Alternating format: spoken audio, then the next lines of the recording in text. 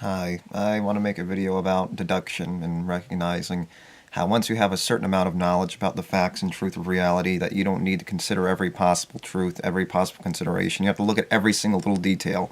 The details don't matter. You don't need to know the details. The details are obviously something that you can do to get to the bottom of something, but the details aren't always necessary to understand that something's happening in a certain way. The details are just getting down to the nitty-gritty. When you're wanting to get and understand something, knowing its reality is in and of itself, existence in and of itself. Like I said before, and like other people have said, it doesn't need you. The tree doesn't need you to be in the forest to hear the sound waves move. The sound wave still made a sound wave. The action is independent. It needs the sound wave for you to hear it, and the sound wave happens even if you're not there to hear it. You can argue that maybe since you weren't there, the reality didn't exist to you. It existed in another way, but the same exact thing happened in the exact same way that you experience it. Obviously, you're not reciprocating the information. You're not feeling it and sensing it and then sending your reaction out into the world itself. You're not giving a reaction, but it still exists in and of itself. The action that happens still exists regardless of you being there or not. It's a physical process, and the physical process happens every time. It doesn't need the interaction for you to experience it. And that goes back to the argument thing. It doesn't need you. I don't need to respect your opinion. I don't need to respect your opinion. When I know I'm right, and even though you think you know you're right, doesn't mean that you are right. And that doesn't mean I have to respect your opinion because obviously you're another human being that has an opinion. But this is because you have to respect my opinion doesn't mean I have to respect your opinion. Coming from a mutual agreement to respect each other's opinions is one thing, but when you obviously know the person's arguing maliciously in the wrong direction, that's no way to deal with a problem. So when dealing with these kinds of things, you can't always respect another person's opinion, especially if you know they're wrong. If they're wrong, you have a right to disrespect their opinion, and that comes from the point you could respect it in a certain sense if you can find a way. But if you know that your respect isn't getting you anywhere for an argument or whatever it may be to respectfully disagreeing, if you know that's not getting you anywhere, obviously respectfully disagreeing is almost in a way saying, okay, we agree to disagree. I'm just going to move on with another argument. I can't argue anymore about the same old subject. I need to move on to a different subject. And that's exactly the thing that you need to fight against. That's when you usually give up in an argument, is when you find that you can't convince the other person. We just agree to disagree, respectfully disagree, or you can find a way to respectfully disagree but also get to the bottom of an argument and try to convince the other person respectfully. But when you know that's not working, you don't have a right to respect a person's opinion or point of view if you know that the person's wrong. I mean, obviously, it's about getting to the bottom of the argument, and if you can't get to the bottom of the argument respectfully, you have to find a way to get to the bottom of the argument when you know it's for the better good. Even if they think their thing is for the better good, sometimes it's not for the better good, it's just for their own agenda, their negative, malicious agenda, whatever they think is good, whatever they think is positive. And their positive could be different than your positive in certain situations, and then that's exactly why you're arguing. So sometimes it's best to get to the bottom of an argument, and that sometimes it takes disagreement and some kind of disrespect of a person's argument and position and opinion, and looking at it and insulting it personally. Sometimes that's what it takes, and sometimes it takes a personal attack against a person's opinion directly. Disrespecting someone's opinion directly, and that's sometimes what it takes to get to the bottom of an argument. Unfortunately, that's the way the mechanism has to work. Especially when the person obviously knows they're trying to disagree with you, is with the utmost vindication. And they're trying to disagree with you, and they want it because sometimes people sexually get off on argument. They feel like it's sex. That's how they get off. People get off an argument. And the difference between, say, someone like me is I get off an argument because I don't like having the other person being, lying or being maliciously misleading when they're talking to someone or talking about something. And the only reason I get off and say an argument like that is because I don't like the other person thinking. I get off on proving the other person wrong when they are wrong. Why the other person just gets off on the argument itself, the act itself, and that's not something I find all too productive when trying to get to a bottom of some kind of situation. You're just feeding the problem that we don't need to have. Sort of like life is a problem that we don't need to have. Everything inside of life is a problem we don't need to have. All the possibilities granted to us by life is something that we don't need to have, like all these different little things that people try to do to come in conflict with other people, and that's exactly what we're trying to fight all the time, every day, 24/7. That's all we're trying to do is fight these things. And there's nothing more to life than fighting and finding a fight that you're finding worth fighting for, and then dying, making your fight almost futile in the end. It's futile, but it happened anyway, and that matters only the negative that you went through in the fight. What you gained in satisfaction was only satisfaction, something that you shouldn't have had to begin with, and you didn't have to fight for. But the satisfaction in the end is in and of itself the death that you experience is the satisfaction that you've led from the beginning to the end. The beginning was your death, and the end was your death. Which was your zero-sum game. You're fighting, being brought into this world, and you fight right to get back to where you were before you were born. Simple concept. You don't need. So when you consider the possibilities of reality, going back to that subject, you don't need to have every single different thing. And once you understand something, you look at something, you make your own conclusions to a certain extent logically, and then you take all the information that you do know about something, and then you use that and utilize it to understand something more. You don't have to consider every possibility of something happening or some possibility of some kind of fantasy happening. Something is the way it is, and just because you want to view it, you want to sort of view it differently. You shouldn't let that get in the way of your logical conclusions. And like I said, sometimes our biases get in the way of our perceptions. Sometimes we don't realize how much our biases are getting in the way of our perception so much that it ends up skewing our opinion, and we don't really realize how much our opinion is skewed, almost like projection on other people, thinking that that's exactly how everyone else thinks or whatever it may be, even though to a certain extent that is true for the more cliched human beings, the more Borgite kind of people. And there's all sorts of Borgite. I consider anyone that can fit into a niche, is kind of cliche in their own way, and that can be applied to certain situations because a lot of people think the same way. If a cliche is saying that, the cliched statement, then they obviously it can be applied more. It's more applicable then because more people can fit in that category that person fits into, and that's exactly the point, and that's exactly the thing that can be proven. But just because we agree to disagree, and because you have to respect my opinion, and I have to respect your opinion. Well, in a way, I sort of like just because you think you're right and I think I'm right, I know I'm right, doesn't mean that you're not wrong and I'm not right. And that goes back to the disagreement thing. It's my job to convince you. If I know you're not right, it's my duty to convince you that you're not right. And leaving to an argument, it's a dead end. That's a stalemate no matter what, because the person could say the exact same thing. And the same thing with describing reality. You don't have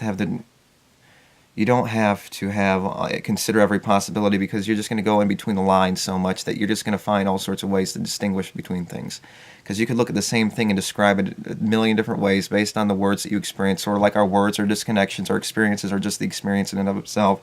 The experience exists, the thing exists, our experience with it exists, I exist, the processes in me exist in a certain way, and I'm interacting, and that exists.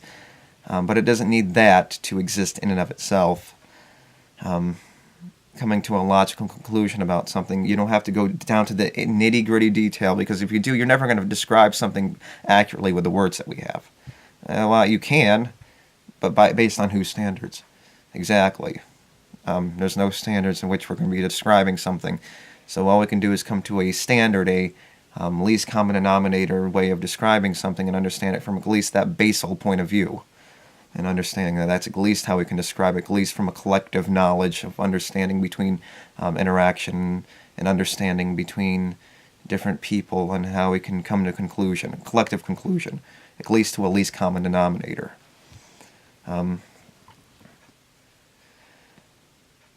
So yeah, we don't need the direct. We don't need anything but the verification of things. We don't need to consider every possibility once we know the truth.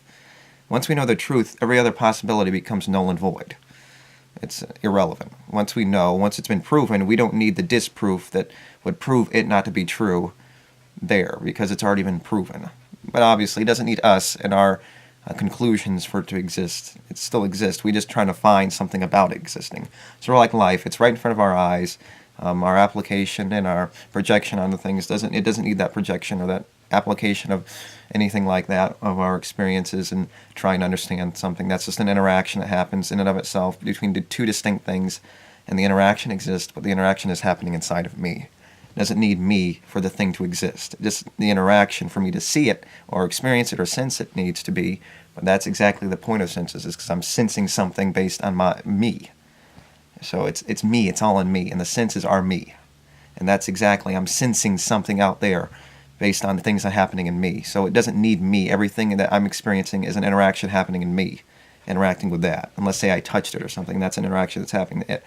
But obviously, we're all made up of atoms in this big cesspool, conglomerate collective, and we're all just atoms in different densities, in different molecules, densities moving around and moving based on our senses interacting on a certain level and understanding things and seeing and sensing things on a certain level. Things are existing. Say, if you're not looking at a wall, it's working on an atomic level right now, or whatever it may be, a photonic level. I'm interacting with atoms. I'm not sensing it visually, so I'm interacting with atoms.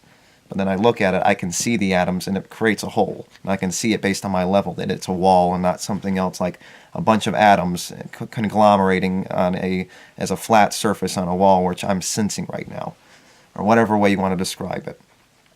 A better way to describe it. So once you have the verification that it is true, you don't need to find everything to try to find it to see if it's not true, to prove that it's not true. So once you have the truth, that's proving that it is true. You don't need to try to find every other way. I'm trying to find a way to describe this. You don't need to find a way. So once it's been proven to be true, you don't need to find all the things. You don't need to try to find ways to disprove it.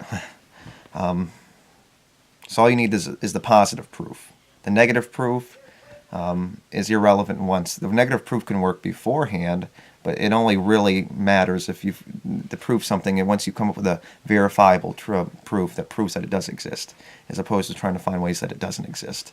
And once it's been proven to exist, there's no reason to go back and say it doesn't exist. It's just trying to find out the idiosyncrasies and the different little aspects of something as best as we can. And the more we go down and describe things smaller and smaller, the more we create some more of an objective description of something. The more we describe something, then we describe something inside of that, like atoms and molecules, and atoms and photons, cells, molecules, atoms, photons, and you go down and down the list. The more you can find a foundation, an internal logic that makes more sense based on a beginning. But that beginning is really never based on anything but the reality that we're existing in, to a certain extent. So we can only base our foundation of logic and our internal logic in which we understand, like our internal logic of understanding reality and asking these questions and seeing things and looking through the screen door and trying to understand exactly. It's foundationless, but once we create the foundation, the further down we go, we've created more to it. But also the weight, if we get something wrong or we get misleading, falls crashing down, and you start realizing that the further down you go, the more based on this description you have to be more consistent and more consistent. It becomes harder and harder to not contradict or whatever it may be when it comes to this connection, this nexus of ideas, leading to something new and new and new and further and further and further.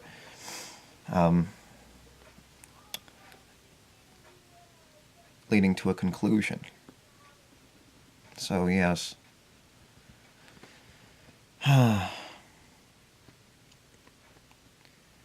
Anyway, so yeah, you don't need any. The foundation is important, but everything is doesn't really have a foundation beyond the beginning of a foundation. Anyway, I'm just trying to think if there's anything else I need to add. Is there anything else I need to add? I don't know.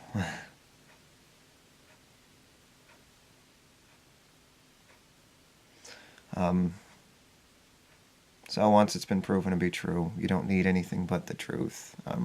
What's been proven about it, other than trying to find the little things about it that are wrong. Or it's just trying to find the conclusion, further detail.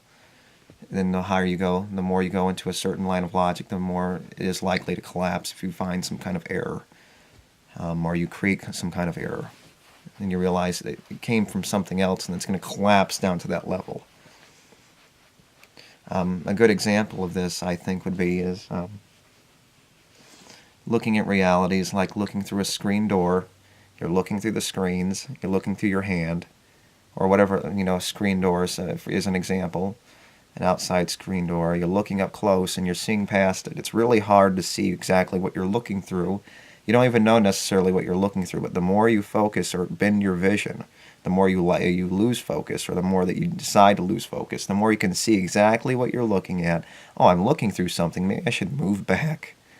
Maybe I should move back, or maybe I should look exactly what I'm looking at. And then you can move back, and you can move back, and you can realize that I'm looking through something. It was kind of blurry to begin with, but now I know I'm looking through something, and the more further you move back, the screen door is a bunch of little pictures, or it creates a picture. And the further back you look, the bigger the picture gets, and the more coherent the picture gets, and the further back you get, then you start seeing the truth more for what it is. It's exactly, it's exactly how you see it. You're just looking right through it. It's a description that doesn't. It's something that exists that doesn't need a description. It exists, and we're looking through it and giving our own little. We're looking through it, and we're giving our own little projection in our meaning through our words and interactions. And we can only do so much to describe the picture that we're looking at. Once we move back and recognize the truth, the description that we have doesn't mean as much. It's seeing the truth that means something. And all we're doing is speaking the truth in words and interactions, moving forward. You can only describe the picture you see so much, but that's the irrelevant point. It's about seeing the truth, sensing the truth, and understanding the truth, taking action. And taking action requires words to a certain extent. It requires some kind of symbolism, interaction to understand what someone's going through. Even if it's just grunting, that's irrelevant. And we just find it a little easier to describe the truth once we see it. And we can at least come down to some kind of foundation of internal logic in describing things and understanding, and building off from there the more we see the truth. And blurring the truth or looking past the truth is exactly what we're doing, and trying to find all these different revelations that lead from one thing to another, and there's nothing more to that. We're creating the paradoxes, we're creating the conundrums, we're creating all these problems that we think we're contriving contradictions to make it seem like there's something beyond our understanding, like an ultra dimension. There's something beyond our understanding. Things don't work on a level that they're working now. Things aren't just doing the same thing that they're doing now. It works on a different level. You wouldn't understand. There's colors that you've never seen. Colors beyond the same old scale of colors that we see. There's something more than that. Someone sees something differently than you. So yeah. So it doesn't need you, and your description only becomes more accurate, and it requires the accuracy to make it hold up and make sure it doesn't collapse. So you need to look back and stop looking past it and trying to look for something more, because you're not going to be finding anything. You're looking into the darkness. You're looking at the wall, and the wall leads nowhere other than another boundary beyond the wall, another curtain beyond the wall, or whatever it may be beyond the wall, and there's nothing more to that than another wall, another boundary where you're going to be finding yourself standing and looking for another place to stand. You're going to walk, and the walk is what means something, but when you're in the process of walking, it's just going to lead you to another position where you stand, and then you're going to stand, and you're going to be looking for another place. It's the standing, the looking, the walking. The standing, the looking, the walking. That's exactly what we're doing. We're projecting, thinking about things, what we want to do. So we're looking, and then we're walking. We're standing, then we're looking, and we're looking in the future and projecting our thoughts. We get there, we walk there. So it's more like looking, walking, standing. Then we stand there, we achieve what we want, then we're on to looking again. So that's exactly what we're doing. We're looking beyond another curtain, leading to another curtain. So that's it. Just make sure you look a little, you get back a little bit, or at least try to cross your eyes to see at least that you're looking through something, or focus a little differently. Focus on the thing that's closer to you, and you might see more what's really happening. So if you look back, you'll see the bigger picture, and then you can find a way to describe the truth. But you don't need to. You only need to find different solutions to problems when you're ignorant, or you can only consider every option when you haven't looked at the bigger picture, when you haven't come to a logical conclusion. You're just leaving it open, and you don't need to consider every everything, every single outcome, because it's just going between the lines. And at that point, you just consider everything. You can mix words up, mix all letters up, and you can find all sorts of different ways to mix things up. It's sort of like mixing numbers and letters up and creating an endless sequence, or in a sequence that you, until an end meets, that you meet an end, you could keep on going. You're just going to find different ways to describe something, find different ways of saying something, in certain ways emphasizing different things, and that being in and of itself a different way of describing something. The very fact that that's the way it works shows that it holds no water unless there's a foundation. And once there's a foundation, there's no reason to consider anything else. And once you consider that, you want to know the truth. So you can't bend the truth as much once you've gone to a certain step and taken the small step forward to at least come to that conclusion. So at that point, you just say, well, I know the truth. And once you get to that point, there's no way that you can misconstrue the truth unless you're emotionally uncomfortable with it. And at that point, if you get the truth, if you really get the truth, there's no way you can necessarily emotionally bend it, because once you get the truth, you probably want to know the truth.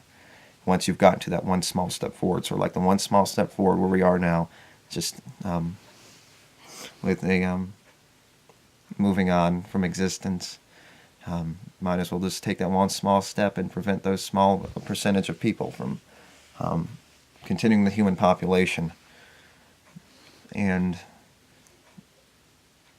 convincing people of taking one step further and saying this game isn't worth playing, because we're not going anywhere. It's always slipping between our fingers. So that's all I need to say. Sorry for the long video, and until next time, bye.